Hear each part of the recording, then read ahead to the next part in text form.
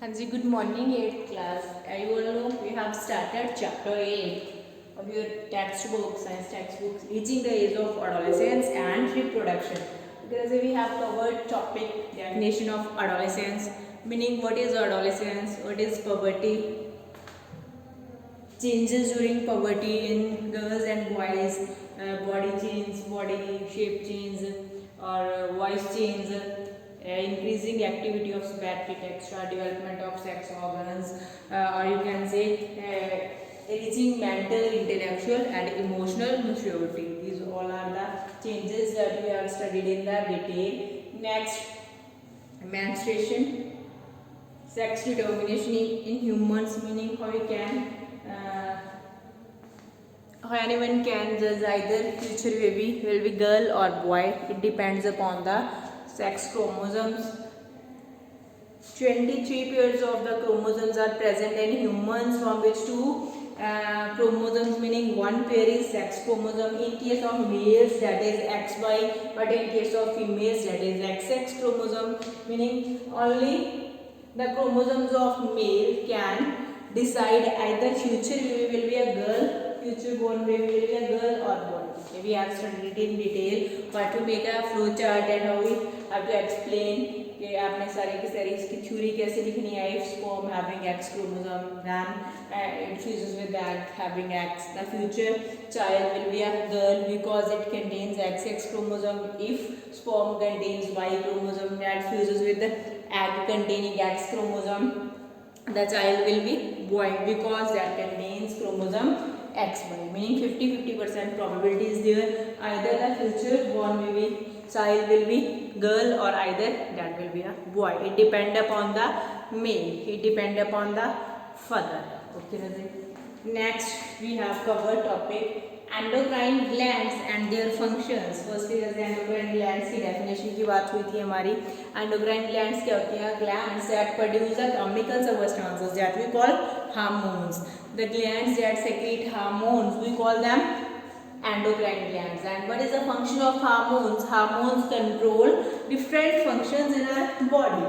The main endocrine glands, first हमने क्या किया था? pituitary gland that controls all other glands, or you can say it secrete growth hormone that helps in the growth of body.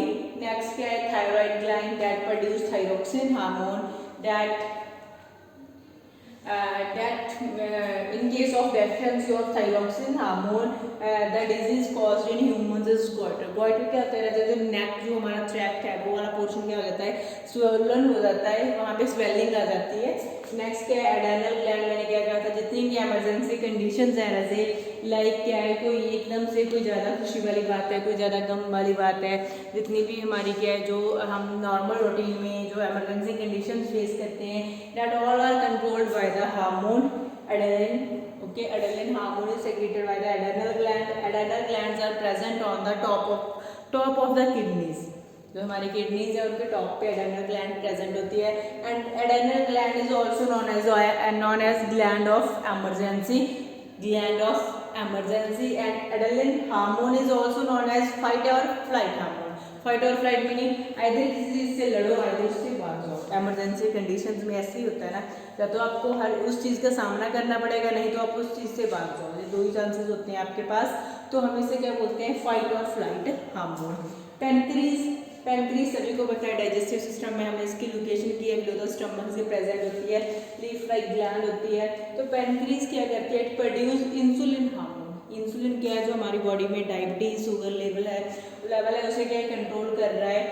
Next हमारे पास क्या है? Testis और ovaries. जो दोनों की दोनों ग्लैंड्स क्या है? टेस्टिस क्या है? It is present in males and ovaries present in females. Testis क्या प्रोड्यूस कर रही है? Hormone testosterone which controls the production of sperms and secondary sexual characters in males. जो ग्लैंड मेल्स में प्रेजेंट है उसका सारे का सारा फंक्शन मेल्स का होगा. तो टेस्टिस कौन सा हार्मोन सेक्रेट कर रही है? कौन सा सेक्स हार्मोन सेक्रेट कर रही है? टेस्टोस्टेरोन. साथ साथ किसमें हेल्प कर रही है? डेवलपमेंट और you can say production of the sperm. Sperm क्या है? जैसे मेल गैमीट है जो हमने पहले किया था ना सेक्स डिटर्मिनेशन में. स्पर्म क्या होता है? Male gamete. एग और ओवा क्या होता है, फीमेल गैमेट, और इसे प्रोड्यूस करने में कौन हेल्प कर रहा है, ओवरी ग्लैंड कर रही है, और साथ साथ ओवरी क्या सेक्रेट कर रही है, एस्ट्रोजन हार्मोन सेक्रेट कर रही है, और साथ साथ जो सेकेंडरी सेक्सुअल कैरेक्टर्स हैं फीमेल्स में उनकी डेवलपमेंट में भी क्या है हेल्प कर रही है। तो ये था टॉपिक जो हमने लास्ट क्लास में किया था। आई थिंक अगर किसी को कोई प्रॉब्लम थी तो अब वो क्लियर होगी। Okay, Raja, today we are going to start our new topic, that is a reproductive health. Now, Raja, what is reproductive health? Health तो सभी ने सुना होगा, but what do you mean by any person is healthy? किसी person को आप healthy कब count करते हो? Whenever a person is physically, mentally and emotionally fit, we count that person as healthy. Healthy क्या होता है? जो पर्सन फिजिकली भी फिट हो और मेंटली भी फिट हो और हम कह सकते हैं इमोशनली भी फिट हो, और हम कह सकते हैं अच्छे से वो क्या सोशलाइज कर सकता है, मीनिंग हर तरह से जो पर्सन फिट है उसे ही हम हेल्थी काउंट करते हैं। ऐसे नहीं है कि जो अच्छे से चल फिर रहा है वो हेल्थी हो जाएगा। जो डिजीज फ्री है वो हेल्थी नहीं होता। हेल्थी वो होता है जो हर पक्ष से क्या है स्ट्रांग होता है, वही count that person as a healthy person. Okay, तो रिप्रोडक्टिव हेल्थ क्या होता है Raje? To keep the body healthy everyone should have, किसी पर्सन को भी अपनी बॉडी को हेल्थी रखने के लिए क्या क्या चाहिए? नंबर 1 क्या है? Balance diet. बैलेंस डाइट हमने लोअर क्लासेस में भी बहुत बार किया है। बैलेंस डाइट होता क्या है? Balance diet is a diet which contains nutrients in right amount, or you can say in right proportion. Balanced diet is a diet which controls nutrition in right proportion, or you can say right amount. Balanced diet should contain cereals, vegetables, fruits, pulses, milk, nuts, meat, egg, sugars, agave, etc.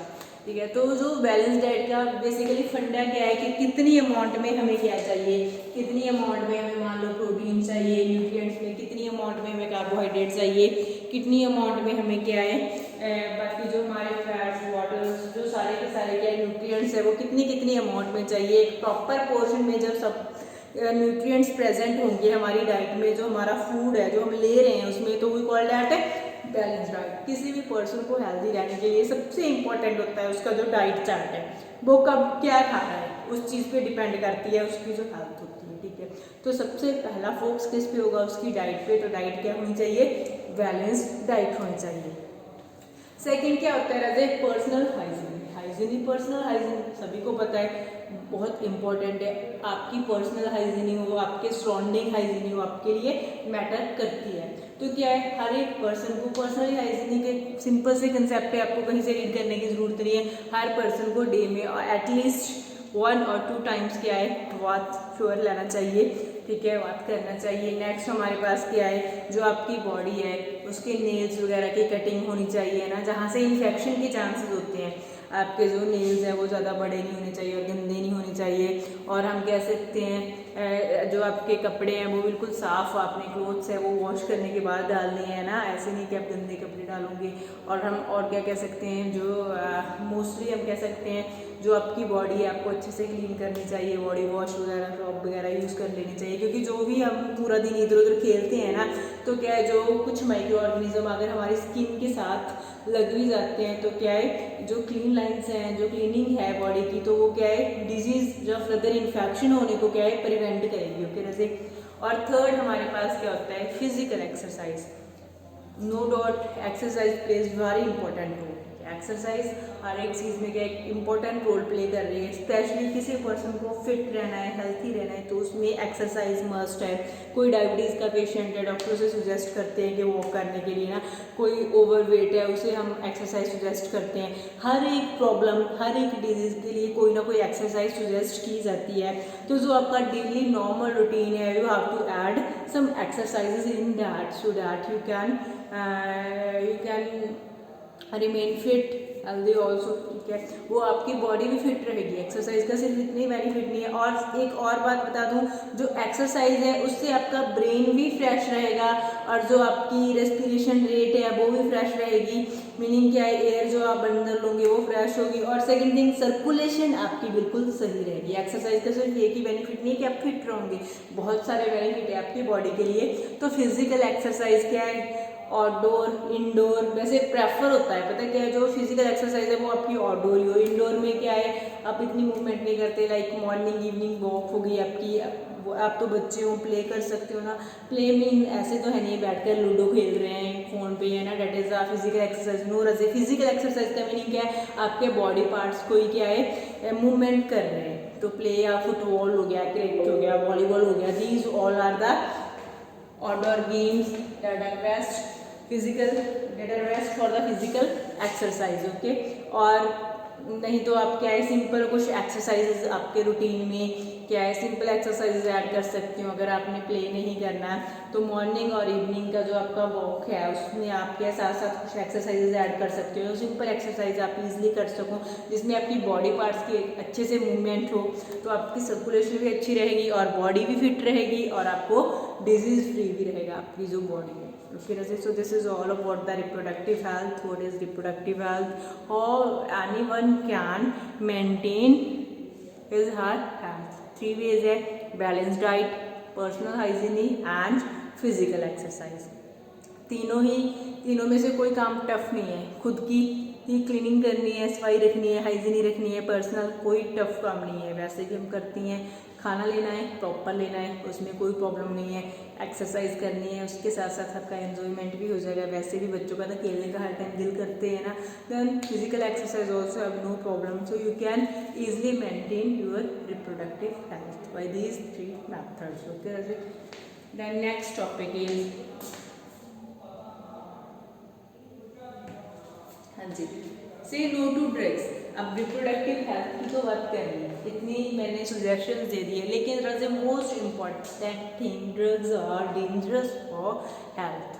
तो क्या है, उसके साथ साथ एक और step जो हम ऐड कर सकते हैं कि जो यूथ है आज, हमें भी पता है कि कुछ हद तक जो हमारा यूथ है वो क्या है ड्रग्स का एडिक्टिव हो चुका है। तो एडिक्टिव हो चुका है क्योंकि कोई पर्सन अगर एक बार किसी चीज़ का एडिक्टिव हो जाए तो क्या है थोड़ी मुश्किल आती है उस चीज़ को छोड़ने में। तो क्या है, ये अवेयरनेस का कुछ टॉपिक है, क्योंकि जो आपकी एज है इस जगह अवेयरनेस की सबसे ज़्यादा, जो आपकी एज है टीन एजर हूँ आप, तो क्या है अवेयरनेस सबसे ज़्यादा मोस्ट इम्पॉर्टेंट आपकी जनरेशन के लिए है। तो ड्रग्स क्या है, ऑलवेज ड्रग्स के लिए क्या वर्ड यूज़ करना चाहिए, नो टू ड्रग्स, से नो टू ड्रग्स। क्योंकि ड्रग्स क्या है डेंजरस है, सिर्फ इतनी ही डेंजरस नहीं, ड्रग्स इतनी ज़्यादा डेंजरस है कि जो आज के टाइम में आप लगा लो एक्सीडेंट केसेस आ रहे हैं ड्रग्स के कारण आ रहे हैं, जो लीवर में प्रॉब्लम आ रही है ड्रग्स के कारण आ रही है, हमारा इम्यून सिस्टम वीक हो रहा है ड्रग्स के कारण हो रहा है, बहुत तरह की जो बॉडी में क्या है मोस्टली प्रॉब्लम्स आ रही हैं that are due to the drugs. क्योंकि ड्रग्स क्या है पर्सन को अंदर से जो उसकी इंटरनल ऑर्गन्स है ना उनकी वर्किंग को इफेक्ट करती हैं। ड्रग्स टेम्परेरी रिलीफ देती होंगी पर्सन को, लेकिन उसकी बॉडी को अंदर के अंदर खा जाती है और ज़्यादा टाइम जो पर्सन ड्रग एडिक्टिव है वो ज़्यादा टाइम सर्वाइव नहीं कर पाएगा। क्या है, इसलिए जो अपना रिप्रोडक्टिव हेल्थ है तो अपनी हेल्थ है उसे क्या है मेंटेन करना है, लेकिन सही वे से मेंटेन करना है। तो ड्रग्स से क्या है ऑलवेज क्या है डिस्टेंस बनाकर रखना है। सिर्फ ड्रग से ही नहीं, जो पर्सन ड्रग एडिक्टिव है आपकी जो कंपनी है आपका जो फ्रेंड सर्कल है वो भी ऐसा ही होना चाहिए जो क्या है ड्रग एडिक्टिव नहीं है, जो क्या है ड्रग से दूर है, कि आपको ऐसे पर्सन के साथ रहना ही नहीं है। क्योंकि अगर फ्रेंड सर्कल ऐसा है तो कहीं ना कहीं आप उसके इफेक्ट में आ जाओगे। जी कहते हैं ड्रग्स आर एडिक्टिव, कोई भी ड्रग है वो एडिक्टिव होती है, अगर एक बार यूज़ कर लो तो अगेन क्या है यूज़ करने का पर्सन का अपने आप से क्या है दिल करता है, क्योंकि एक टेम्परेरी रिलीफ मिलता है ना। If you have take down once you feel like taking it again and again. अगर आप एक बार ले लोगे तो आपका क्या है अगेन एंड अगेन उसे लेने का क्या है फीलिंग है जो वो अगेन एंड अगेन उसे लेने की आती रहेगी। देयर यून हेल्थ एंड हैप्पीनेस, दोनों ही चीज़ें, आपकी हेल्थ भी जाएगी और साथ में साथ आपकी सिर्फ आपकी खुशी नहीं जाएगी, आपकी फैमिली की खुशी, आपसे जितने लोग अटैच्ड हैं उन सभी का हम कह सकते हैं सुख चैन चला जाएगा, सिर्फ आपका ही नहीं जाएगा। तो always say no to drugs. उसके बाद ऐसे एक एड्स वाला टॉपिक है, एड्स सभी को पता होगा एड्स क्या है, एसटीडीज। एसटीडी क्या होती है, एसटीडीज में से एक है एसटीडीज क्या होती है, सेक्सुअली ट्रांसमिटेड डिजीज। एसटीडीज की फुल फॉर्म क्या होती है, सेक्सुअली ट्रांसमिटेड डिजीज। तो एड्स है, एड्स की फुल फॉर्म की बात कर लें तो सबसे पहले हमारे पास क्या है, जो एड्स आप जब भी लिखोगे तो क्या है ऑलवेज आप क्या है इसे कैपिटल लेटर्स में लिखोगे, और जो HIV वायरस है वो भी जब भी आप लिखोगे तो वो क्या है ऑलवेज आप क्या लिखोगे कैपिटल लेटर्स में लिखोगे। अब मैं फुल फॉर्म की बात कर रही थी, एक्वायर्ड अमीनो डेफिशिएंसी सिंड्रोम। क्या फुल है मेरा ए से acquired amino deficiency syndrome. Okay, आपकी बुक में आपको फुल फॉर्म मिल जाएगी। HIV की फुल फॉर्म क्या है? Human amino deficiency virus, human amino deficiency virus. Okay, meaning virus name से पता चल गया। एड्स, जो एड्स है that is a viral disease. HIV भी मोस्टली लोग क्या देते हैं, जैसे HIV टेस्ट होता है जो HIV पॉजिटिव और HIV नेगेटिव जो एड्स को चेक करने के लिए किया जाता है। तो कुछ लोग एड्स को ऐसे ही कह देते हैं कि HIV पॉजिटिव है तो HIV है। तो that is a viral disease meaning it is caused by a virus. Okay, now AIDS is also dangerous disease. Dangerous क्यों है ऐसे? क्योंकि एड्स का आपको डेंजरस का मीनिंग क्या है कि जो एड्स अगर किसी एक बार कोई पर्सन क्या है किसी को एड्स है, कोई एड्स पॉजिटिव है, HIV पॉजिटिव है, तो क्या है उसके जो हम कह सकते हैं परमानेंट कोई ट्रीटमेंट नहीं है।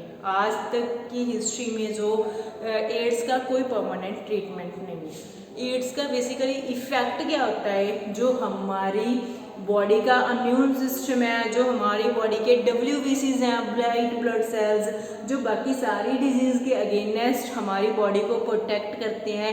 जो HIV वायरस है जब जो हमारी बॉडी में एंटर होता है जैसे हमारे इम्यून सिस्टम को ख़त्म कर देता है, और जो हमारा इम्यून सिस्टम है that act as a soldier to our body, वो हमारी बॉडी को प्रोटेक्ट करने के लिए एक सोल्जर की तरह एक्ट कर रहा है, और वो हमारे इम्यून सिस्टम को ही ख़त्म कर देता है। तो मीनिंग हमारी बॉडी वीक हो जाती है, कोई भी डिजीज ईजिली लग जाती है। तो इसीलिए इसका कोई परमानेंट ट्रीटमेंट नहीं है। और सेकंड, जो पर्सन एड्स का जिसको पॉजिटिव है, HIV पॉजिटिव है, वो क्या है ज़्यादा टाइम सर्वाइव नहीं कर पाएगा, क्योंकि उसका इम्यून सिस्टम ही क्या है हम कह देते हैं वीक हो जाता है। अब एड्स स्प्रेड कैसे होती है? एसटीडीज है, तो STDs always spread from one infected person to healthy person. अगर ये एक पर्सन को है तो उससे किसी दूसरे पर्सन को हो जाती है। अब इसके मेथड्स और यू कैन से कौन कौन से वेज हैं जिनसे ये स्प्रेड होती है। सबसे पहले सेक्सुअल कंटैक्ट, किसी के भी फिजिकल कंटैक्ट में आना, किसी के भी सेक्सुअल कंटैक्ट में आना इन्फेक्टेड पर्सन के, दैट कॉज एसटीडीज। सेकंड क्या है, सिरिंजेस वगैरह क्या है, जो मान लो ड्रग्स के लिए या तो फिर ब्लड ट्रांसफ्यूज करने के लिए हम क्या कह सकते हैं ये यूज़ की जाती है। ठीक है, तो उसके लिए भी क्या है, जो एड्स है क्या है, अगर suppose one person as HIV positive, उसका ब्लड हम ले रहे हैं या तो उसकी यूज़ की हुई सिरिंज हम यूज़ कर रहे हैं, सेकंड पर्सन भी यूज़ करेगा, that will be also get infection. Okay, next क्या है, mother to child during you can say during pregnancy also by the transfer of blood from mother to child, and after birth also if child take the milk from the mother, then there is a case 101% child will get infected if mother is infected, maybe child will be infected surely. So these are the some ways how AIDS can spread from one infected person to second healthy person. Okay, so this is all about the topic adolescence. One topic of this chapter is completed. मैंने पहले भी बताया था कि 2 ही chapter थे लेकिन इस बार book में कंबाइन हो गए हैं। तो adolescence वाला जो टॉपिक है that is completed. You have to read this topic in your book carefully. Next lecture we will start reproduction topic. Okay, that's it. Thank you.